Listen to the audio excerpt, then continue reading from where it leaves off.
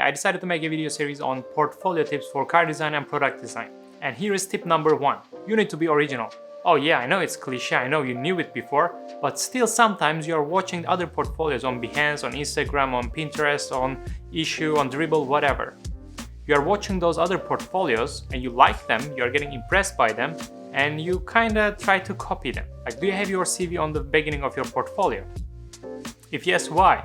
Because you saw a portfolio online and you just copied it, right? Or if you don't have it there, why? Again, because did you see another portfolio? Was it your idea? Like, your portfolio is your identity, like it's the first impression of your design work, your design personality. You need to show what you like, what is your personal approach, not like what everyone else thinks. Because if everyone tells you put one sports car, one SUV, one futuristic, one traditional, just because of others says that, because of others do that, you don't have to do your portfolio exactly the same. You need to put in your portfolio what you like to put, what you feel like it's the best fit to your portfolio.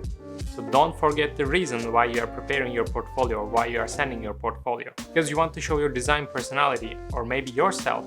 If design is your lifestyle, which I believe it should be, you are showing yourself, your personality and your approach. When I say be original, be unique, it doesn't mean that try to do something totally different. If it doesn't fit you, it doesn't work anyway. Don't try to be just different for the sake of being different. So this is my portfolio tip number 1. Write down on the comments what you think, or write me a message on Instagram. And as you guys know that I love interacting with you and I answer all of your messages. I don't know how many more tips I will have on this portfolio topic, but for sure it will be more than 3, 4, 5. I don't know, we will see. See you on the next one.